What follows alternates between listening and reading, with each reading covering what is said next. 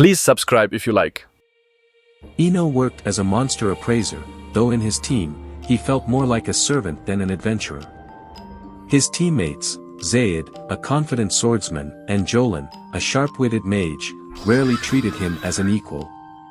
While exploring a dark, damp cave, a giant rat suddenly lunged at Zaid, its sharp teeth snapping dangerously close. Zaid reacted instantly, slashing his weapon across the rat's body, leaving a deep wound. Meanwhile, Jolan stood back, chanting a spell, her hands glowing with fiery energy. Zaid shot her a look. "Can you hurry up?" Jolan smirked. "Almost." A moment later, she released a burst of flames, incinerating the rat in an instant. Zaid nudged the smoldering remains with his boot. "That was easy." Jolan crossed her arms. "Because of me." Zaid rolled his eyes. "Sure. And I guess my sword just swung itself." Turning toward Eno, Zaid grinned. "Alright, garbage collector, do your thing." Eno let out a small sigh. "It's appraiser," he corrected, stepping forward. Loaded with their extra gear, he stumbled under the weight, barely managing to stay on his feet. Jolan glanced at Zaid. "Come on, don't be so hard on him. Not everyone was born into money like you." Still adjusting his load, Eno muttered, "I tripped because of all this stuff, that's all." Ignoring the conversation, he crouched beside the rat and started his appraisal, his thoughts drifting elsewhere. He recalled how humans were born with two energy sources, white forces and black forces, both of which could be strengthened through training. And yet, no amount of training could change the world's strict hierarchy. At the top were nobles and soldiers, then adventurers like Zaid and Jolan. Below them, people like him, appraisers, laborers, and the poor. Eno hated that sons were expected to follow in their father's footsteps, trapped in an endless cycle. With his father gone, he had no path to follow, so he left his village, hoping that adventuring could lead him to something better. His thoughts snapped back to the present as he finished his appraisal. This rat's teeth were valuable. But extracting them? That was the hard part. Zaid groaned. "Are we seriously staying here all day?" Eno hesitated. "I can't pull them out alone. I need help." Jolan smirked. "Figures. I mean, it is a garbage collector's job." Zaid scoffed. "Yeah, well, I'm not carrying that junk. You're on your own." Annoyed, he picked up a small stone and tossed it at Eno's head. "Hurry up." Eno clenched his jaw but said nothing. When he met Zaid's gaze, the swordsman frowned. "What? You got a problem?" Before Eno could answer, Zaid kicked him, sending him stumbling backward. Jolan sighed. "You should be grateful we let you stay in this team, you know. We're nicer than most." She looked down at him as he sat on the ground, blood trickling from his lip. "Just follow orders. No questions." Eno wiped his mouth and forced himself to nod. "I understand. It won't happen again." Determined not to cause more trouble, he turned back to the rat and carefully dug out its valuable teeth with his knife. Jolan watched for a moment before wrinkling her nose. "I could never do something that disgusting." Eno silently agreed. This wasn't what he imagined when he dreamed of being an adventurer. He felt more like a scavenger, picking at corpses. Zaid smirked. "That's exactly why I brought you along, to do the stuff I don't want to." He crossed his arms. "Now hurry up. We're leaving." Eno exhaled slowly. This was his life now. If he wanted to survive, he had to endure it. Without another word, he followed them out of the cave, walking a few steps behind. As they moved, Zaid suddenly stopped. Something was up ahead. Lying motionless on the ground was the corpse of a hellhound. Zaid pointed at it. "Check it out." Eno hesitated. His gut told him something was wrong. Hellhounds weren't supposed to be in this area. Angered by the remark, Zayd kicked Ino from behind and demanded that he follow orders without speaking out of turn. Jolan interjected, remarking that they were fortunate since hellhound parts could fetch a high price. Zayd agreed, acknowledging their luck, and while scanning the area, he spotted another dead hellhound in a separate passage. He ordered Ino to quickly finish assessing the first hellhound and move on to the second. Ino objected, explaining that his map showed only one passage in that area. Zayd dismissed his concern, insisting that the map could be wrong and telling him to stop fixating on irrelevant details. Despite his unease, Ino urged them to leave quickly, sensing imminent danger. Zayd, however, accused him of insubordination and threatened to expel him from the team. He warned Ino that if he refused to follow orders, he would forfeit his pay and be forced to leave behind the bag of collected items. Zayd gave Ino a clear ultimatum: obey and stay or leave immediately. Remembering how many times he had been rejected by other teams and the struggle it took to secure his current position, Ino realized he couldn't afford to lose this opportunity. Reluctantly, he agreed to stay. Jolan mocked him, saying he should have complied from the start. The group continued their journey and came across more dead hellhounds. Zayd was thrilled by their apparent good fortune, but Ino grew increasingly uneasy. He voiced his concerns, questioning why so many hellhounds had been killed while their valuable resources remained untouched. Irritated by Ino's remarks, Zayd ordered him to stop talking and follow instructions. Ino persisted, urging Zayd to observe the direction in which the hellhounds had fallen. Before they could react, a pack of live hellhounds emerged, throwing the group into panic. Jolan, visibly alarmed, asked how they were supposed to handle the situation. Admitting that neither she nor Zayd could defeat them alone. Zayd agreed, acknowledging that they couldn't fight indefinitely. Jolan then asked how they could escape. Zayd, his voice cold, ordered Jolan to cast a paralysis spell on Ino. Without hesitation, Jolan immobilized Ino, causing him to collapse onto the ground. Zayd then shouted at the hellhounds, offering Ino as a sacrifice. The creatures swarmed Ino, attacking him relentlessly while he lay helpless, unable to move due to the spell. When the paralysis finally wore off, Ino, driven by desperation, grabbed a large rock and struck the hellhounds, managing to push them back slightly. In a frantic bid to survive, he threw food from his bag to distract the creatures. The hellhounds turned their attention to the food, giving Ino a fleeting chance to stand and flee despite the agonizing pain from his wounds. As Ino tried to escape, he discovered that Zayd and Jolan had blocked the passage ahead. Their betrayal left him trapped. Filled with fury and despair, Ino walked toward a dead-end path, knowing it led only to death. With no other options, he faced the grim choice of being torn apart by the hellhounds or leaping to his death. Overwhelmed by hopelessness, he approached the cliff's edge, his mind consumed by thoughts of his worthlessness. He told himself his life had no meaning, that he had always been treated like nothing more than trash. With nothing left to lose, he made the decision to jump. As Ino questioned why he had been born, lamenting his existence and resolving to end his suffering once and for all, he closed his eyes, expecting the end. Instead of hitting solid ground, he plunged into a small lake. Bleeding and barely conscious, he felt a soft touch as a woman approached and gently embraced him. Her presence was the last thing he registered before slipping into unconsciousness. When Ino regained consciousness, he was stunned to find himself alive and completely healed. As he sat up, water from above splashed onto him. Acting on instinct, he analyzed the water and discovered it originated from the Tree of Life. Looking upward, he appraised the tree itself and realized it was the legendary World Tree. A mythical entity believed to provide mana to all living beings.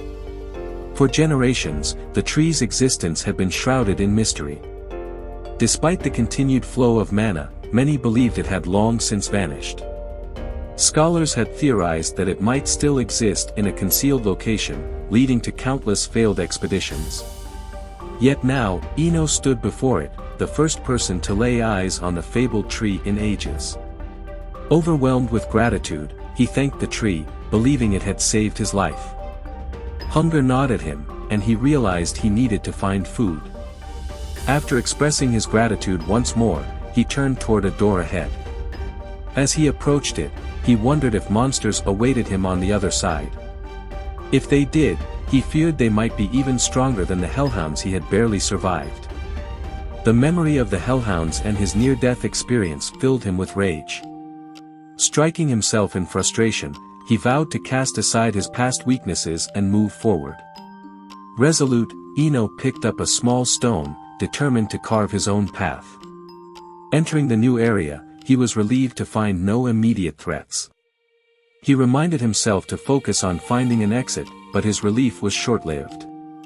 Without warning, a powerful blow struck him, severing his ears. Pain coursed through his body as he reached up in shock, only to endure another strike that severed his fingers. Desperation set in as Ino frantically scanned his surroundings for the attacker.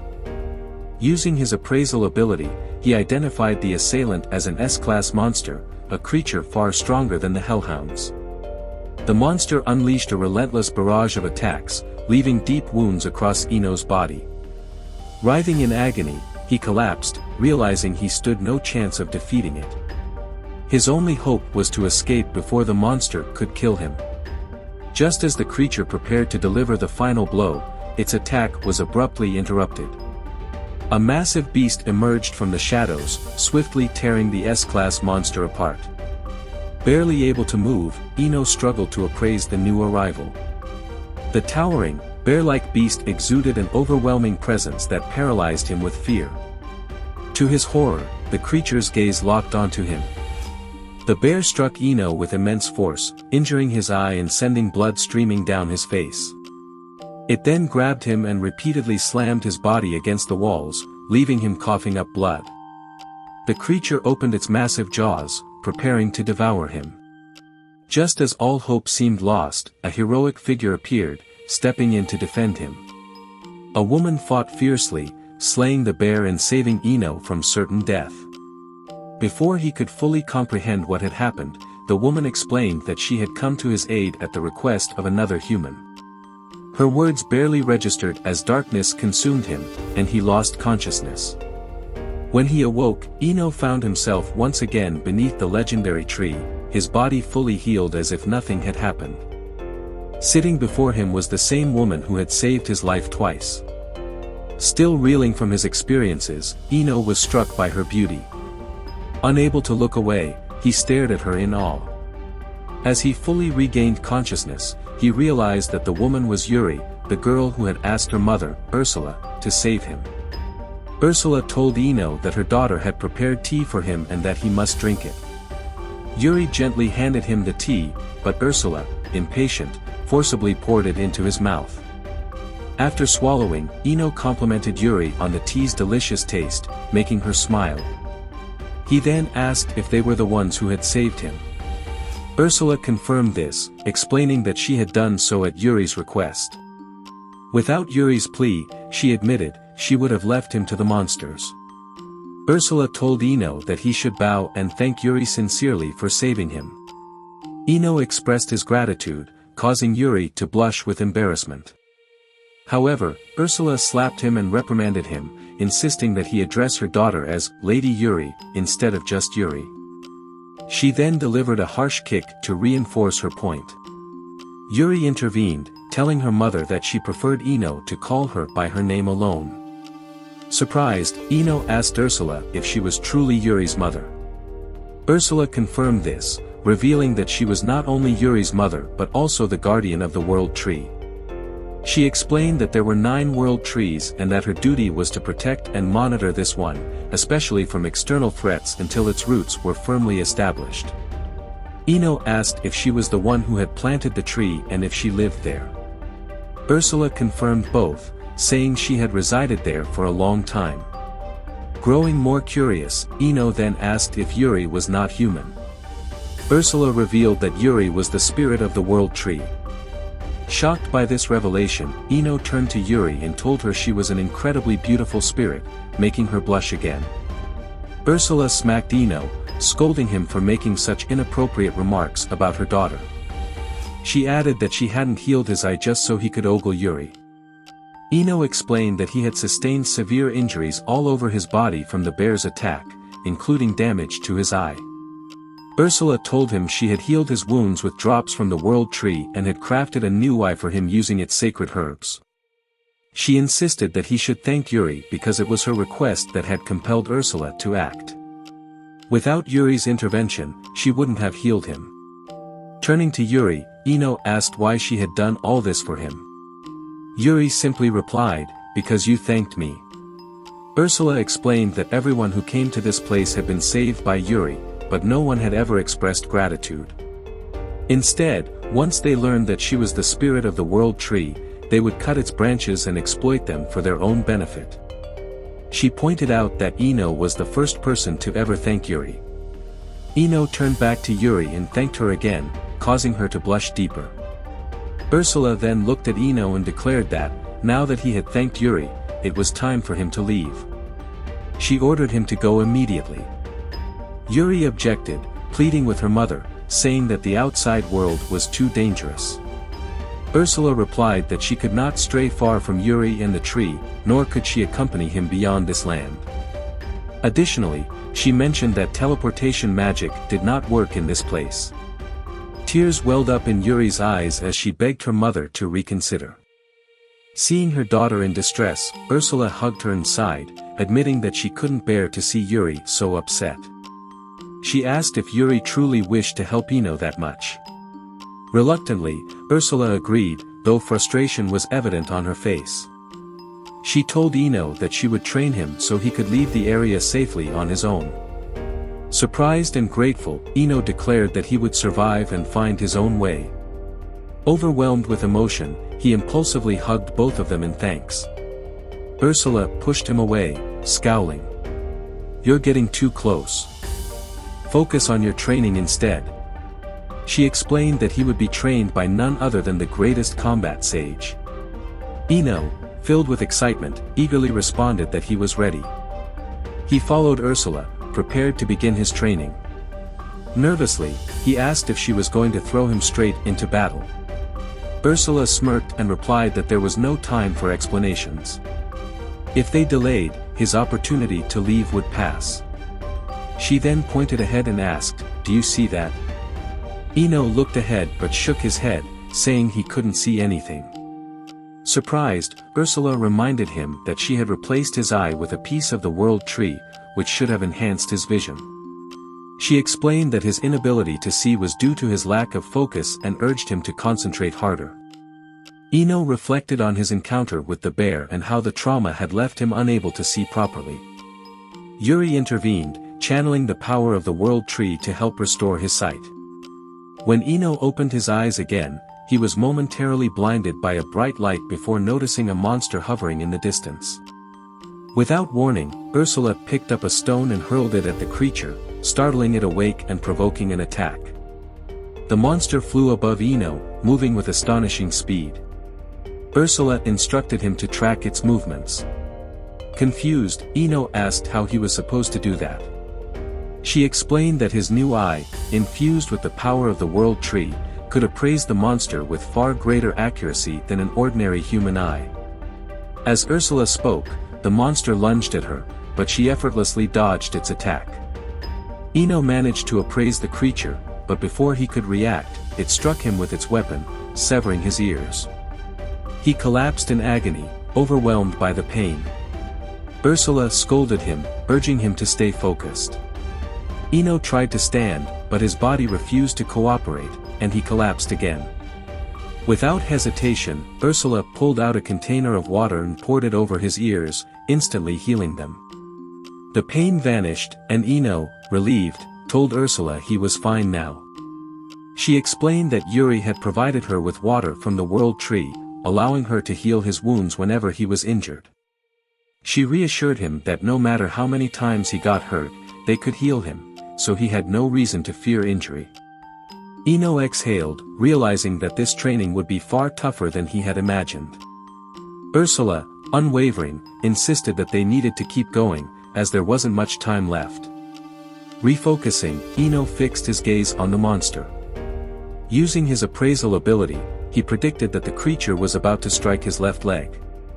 He waited for it to get closer, then successfully dodged the attack. Turning to Ursula, he proudly announced his success, but before he could finish speaking, the monster struck again, wounding him. Ursula reminded him that dodging a single attack wasn't enough, he had to remain vigilant and continuously evade if he wanted to survive. Ino reminded himself not to get overconfident until he had fully defeated the monster. Focusing harder, he managed to dodge multiple attacks in succession using his appraisal ability. Smiling, he asked Ursula for her opinion, but before she could respond, the monster landed another blow, injuring him again. Ino collapsed, gritting his teeth in pain as Ursula walked over and poured healing water over him once more. Frustrated, Ino remarked that she seemed to enjoy watching him struggle. Ursula smirked and replied, "Pain is the best teacher," before adding that he had made enough progress to move on to the next phase. She then informed him that it was time for him to kill the monster. Ino hesitated, pointing out that he had no combat abilities. Ursula laughed, saying she already knew that, hence why she had prepared something for him. She handed him a wooden sword crafted from the world tree itself. She explained that Yuri had requested the sword be made for him and had allowed a branch to be cut from her tree for this purpose. Surprised, Ino thanked Yuri once again, but before he could finish, Ursula grabbed him angrily, warning that if he broke the sword, she would kill him herself. She then told him to prepare for battle. As Ino faced the monster, he tried to strike before it could get too close. His first attempt failed, and he turned to Ursula, asking why. She explained that his attacks were too slow. When he asked how he could move faster, she smirked and told him to figure it out himself. Ino chuckled, saying that was exactly the answer he had been waiting for. Determined, he adjusted his stance and attempted another attack, but missed again. Frustrated, he muttered to himself that perhaps monsters had intelligence similar to humans. He quickly dismissed the thought as nonsense. Ursula, noticing his struggle, reminded him that appraisal wasn't just for observation, it could also predict the enemy's movements. Encouraged, Ino activated his appraisal ability again, this time focusing on the monster's trajectory. The moment he did, the monster's movements appeared slower in his perception, allowing him to strike it with precision. His blow landed perfectly, killing the monster instantly. Overjoyed, Ino declared that he had defeated it in one hit. Ursula, unimpressed, scoffed and told him not to celebrate just yet, he had only passed the first test. She gestured toward a group of other monsters, instructing him to defeat them all. Meanwhile, Yuri watched from afar, quietly hoping that Ino would be okay. Back in the battle, Ino pushed himself to the limit, managing to defeat the final monster. Panting, he turned to Ursula and asked for her thoughts on his performance. Ursula admitted that, for a human with an enhanced appraisal eye, it was decent. She then explained their next task, appraising the monster's power after defeating it and learning how to harness its innate abilities. She revealed that all monsters possessed natural abilities that could be extracted. Ino, intrigued, asked how he was supposed to accomplish this, as he had no idea how to replicate their powers. Ursula reminded him that he was still a beginner and emphasized that appraisal wasn't just about observation, it was also about analyzing and absorbing an opponent's traits. Once absorbed, the individual could unlock and wield those abilities. She added that because Ino possessed the World Tree Eye, it would be easier for him to acquire combat skills from monsters, and this process would naturally grant him experience. Ino nodded, realizing that all of this was possible thanks to Yuri. Ursula rolled her eyes and sarcastically thanked Yuri for her generosity. Following Ursula's instructions, Ino activated his appraisal ability once more and successfully absorbed the monster's powers. A surge of data flooded his mind, triggering a sharp, splitting headache. Ino groaned, complaining that the information felt scattered and chaotic inside his brain. Ursula reassured him that it would take time to process, then encouraged him to test out his newly acquired power. Ino attempted to run and was stunned by his newfound speed. However, he lost control and stumbled, crashing to the ground and tearing several muscles in the process. Ursula walked over, sighed, and poured healing water over him once again. Determined, Ino tried again repeatedly, running and falling. Each time, Ursula healed him with the World Tree's water. Gradually, his body adapted, and his natural fibers grew stronger. After several attempts, he finally managed to master his speed. Ino then declared he was ready to face the bear. Ursula, unimpressed, warned him not to let arrogance take over and told him it wasn't the right time. Ino turned his back and teased her, prompting Ursula to angrily declare she would let him appraise her strength. Ino, excited, asked about her abilities. In response, Ursula conjured flames and set him ablaze. She then mockingly asked if he had figured out her power. Furious, Ino demanded to know how he was supposed to deduce it. Ursula explained that her ability, called Spell as Magic, allowed her to cast spells simply by thinking about them, eliminating the need for traditional incantations.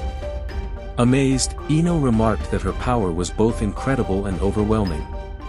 Ursula smirked and instructed him to appraise the fire spell and eliminate the fireball aimed at him. Without warning, she launched another attack, engulfing him in flames. Burned but undeterred, Ino cried out in frustration. Ursula, unimpressed, told him to try again. Ino tried again but failed, falling to the ground and suffering burns once more. Determined, he resolved to train for 5 days to master the ability, despite not being naturally skilled in magic. His limited magical strength left him frequently exhausted and on the brink of collapse. However, Yuri replenished his energy with drops from the World Tree. These drops not only healed his injuries but also boosted his magical power, allowing it to regenerate fully when completely depleted. Over time, Ino managed to unleash a strong series of fireballs and eventually harnessed the power of wind magic. A moderate-level magical ability. This progress was thanks to the powers he had absorbed from monsters and the rigorous training provided by Ursula. Ursula, satisfied with his progress, told him it was time to stop training. She asked if he was ready for a rematch with the bear. Excited, Ino eagerly agreed. They went to confront the creature, and as Ino stood before it, he felt a wave of nervousness.